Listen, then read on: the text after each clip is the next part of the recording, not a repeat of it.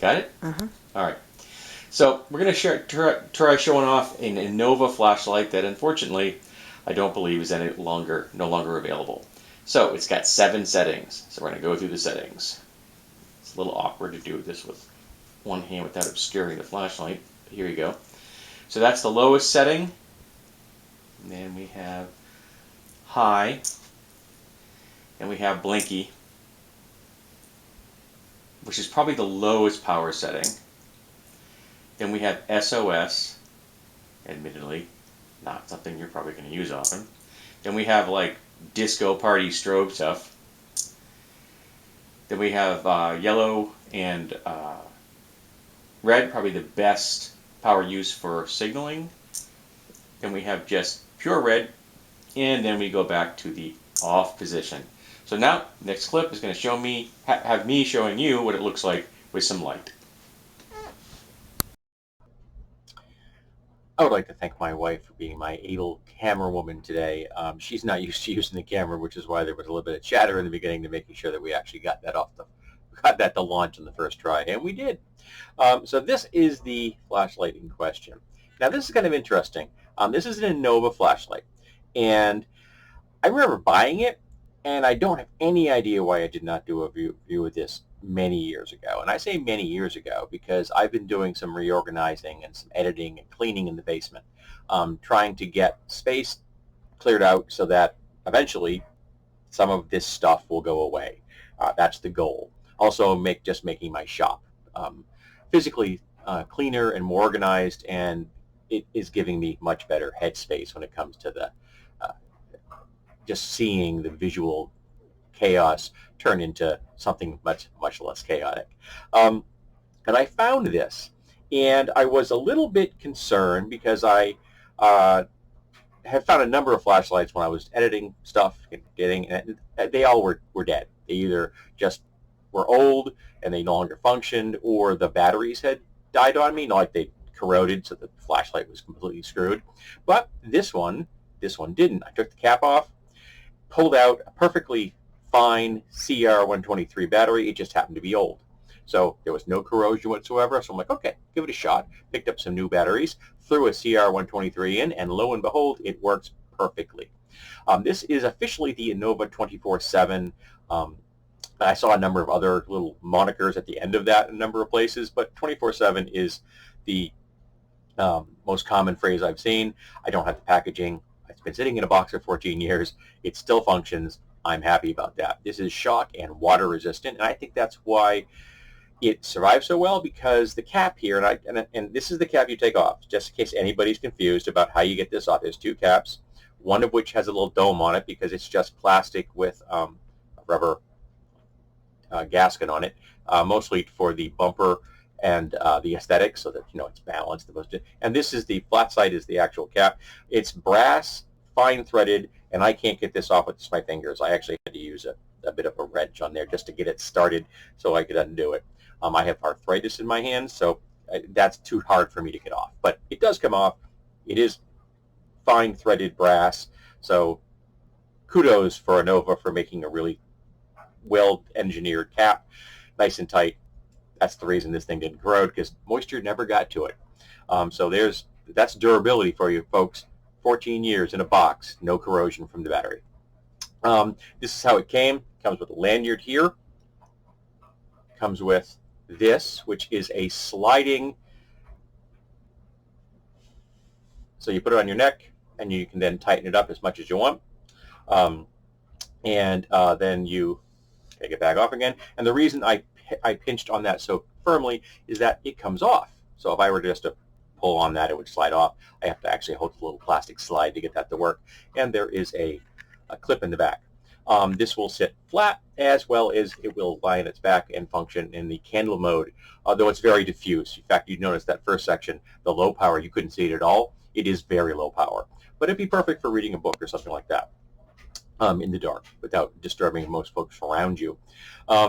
This is a very pleasing design. I like the orange, the yellow rather, yellow against the black. But I saw 2 different versions of this. One which was an OD green, and the other which was a deep gray, kind of a slate gray color. It wasn't quite black. So those would blend in a little bit better if you had uniform on. With the security, I guess maybe they were trying to get the cop market involved in that. Clip is strong, but it's not too strong. I will say I think that Inova dropped the ball on not having a magnet. You have space right here. You could have put a neodymium magnet right in that spot. You could have molded it so that it would be flush. And if I were to carry this, and this is a shape that I'm not going to be put into my EDC, I would probably put a magnet there myself. I would find a spacer. I would glue that in place because that's a rivet, so I never have to worry. Those are riveted in place. I never have to worry about those ever coming off or me ever wanting them taking them off. So I would put a neodymium magnet just flush with that. So if I wanted to, I could just slap that against an object, have that, a metal object, and have it hold it for me. I think that was they really dropped the ball on that one. I think there's no reason in the world they couldn't have done that. Even 14 years ago, the neodymium magnets did exist. Actually, probably later than that, because I think I bought this prior to my packing up and moving. Yep, it does actually say Inova 24/7 in the back. I didn't notice that before, but yeah, Inova 24/7. And it has 7 modes. It has an 8-face stop sign light shape, and you get to them by turning this, which is the reason my hand kind of got in the way, because it's kind of awkward. If you're just turning it for your own use, you don't care if your hand's in the way, but for a camera, it's a little bit difficult. So we're going to go around. So we're going to go. That's the low mode right there. Again, it is very low. Then we're going to go. That's the high, and this, as you saw, it was bright enough to go across a room, so it's quite good if you're doing close-in work with something. You're going to be able to see what you're looking at right there. Then we go to the blinky mode, boom, boom, boom, boom, boom, boom.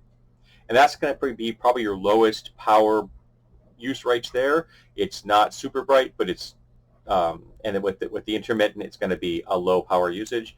Then we have the SOS, and again, that's a feature that's going to be very rarely used. I can't imagine most people are ever going to need that. Then we get into the disco mode. You get all the light colors this thing has going on there.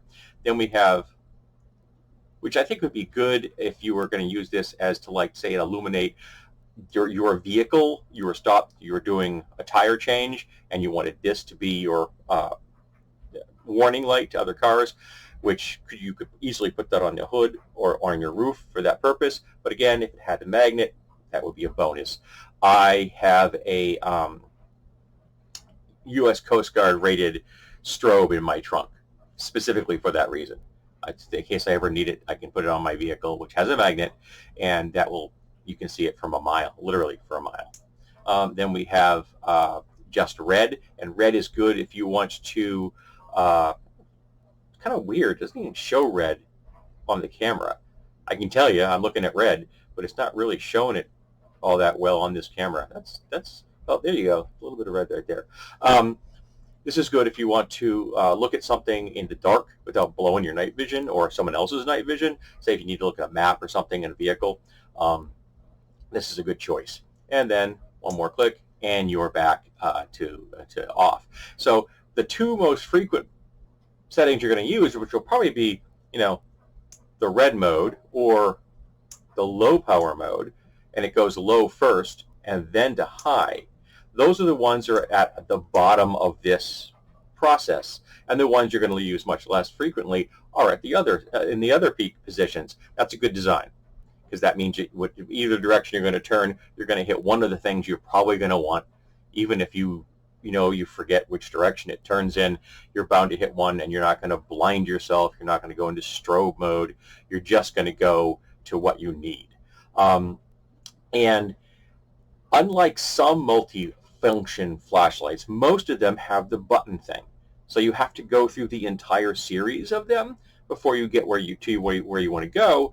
And then, even if you get on the first try, and many flashlights don't have a memory. Some do, but many flashlights don't. So you hit the first one and it's low powered, and that's the one you need. You still got to go to high, and then the strobe, which a lot of flashlights have, and then off. And that's annoying. you're not only are you potentially ruining your night vision even further. It's flat. The flashing thing is annoying, in particular people around you who may be affected by flashing lights, and you have to go through it every single time. You want to turn that thing off. That's annoying. I think this one, which is a Ryobi, I think. Yeah. So you do rapidly. It goes low, high, strobe, but then if you leave it alone, it'll just go back to it'll. Now the next time I do it, it would go back to low even if I had used high and turned it off. But this gives you the chance that you're just going to go those two low settings. You're not going to have to worry about the other ones. You're not going to have to cycle through all of them, which is a feature I really, really appreciate. I don't like flashlights that make me go through all those settings just to get to where I want to go. Or they have the weird things, you gotta hold it or for X number of seconds to get the certain, and then you gotta click. There are some flashlights which have it's practically an arcane spell to get you to the setting you want. This is far more straightforward. It's not particularly heavy. It is, but it's also not the lightest flashlight I've ever seen. It has a nice heft to it, seeing as it is mostly plastic, but it does have that brass component, and it does have a CR123 battery, and those are pretty chunky batteries, even though it's not a particularly large battery. But they're easy to come by. You can find those at grocery stores. I think I picked up the one that's in here at a grocery store. I just happened to, I believe it's a lithium, in fact, they had at the grocery store. And I prefer lithiums for long-term flashlight use. It's just better. They have a better shelf life than lots of other types of flashlights, alkali batteries and things like that, alkaline batteries. So yeah, I prefer lithiums. This is no longer available. I could not find it available anywhere on the net currently, unless you like going to the secondary market and someone's selling one. But I don't think they're available. There's no longer production. I don't even know if Inova is still an extant corporation. I didn't look that up. I own a number of Inova flashlights, and I was really into them in my early career. They were the first company I ever bought an LED flashlight from. So thank you so much, because I really do love the fact that I got an LED flashlights. They're awesome, very awesome, and I've done lots of reviews here on those, and I carry one every single day of my life. I have one in my EDC pouch on my belt every day, and I use it every day. I love that thing. I love LED bulbs. They're just so superior to incandescents. And this looks cool, and it works really well, and I'm sorry you can't get one. I feel bad for done a review of this when they were available, so people could have had a chance to have bought one, because I have been doing this for 14 years, so I could have reviewed this, and I didn't. But yeah, it's a cool little flashlight. If you ever stumble upon one at a yard sale or a flea market or something, pick it up, and it's worth your time. It's cool. It's durable. It's watertight, or waterproof at least. I don't think it's watertight completely, but it keeps the moisture out. Battery didn't corrode after being in a box for 14 years. So to me, that is a sign of quality, because a lot of other flashlights I've tried won't last nearly that long before the battery gets corrosion, because the moisture got in. And I know some people will say, like, you shouldn't store batteries in flashlights. What do you need the flashlight? Like the one I keep in my trunk, the strobe I keep in my trunk, I keep that battery backwards because I don't want to drain it. Okay? But that's an emergency situation. That's not a flashlight I'm going to go to for viewing things. It's an emergency object just to act as a signal in case I ever find myself by the side of the road and I want people to see me for a mile, literally. So this is going to be far more useful. And I'm confident that nice little brass cylinder and the brass cap are going to keep everything nice and tight and keep the moisture out, because they have proven to me that they will. Alrighty, folks, I hope that you've enjoyed this. And if anybody else out there has one of these, I'd be interested in you telling me how you have used it. Is it part of your EDC? Is it something that you have like in your car or your kit that you keep around? Or is it something you tried and just didn't fit into your life? I would like to know. See you in the next review.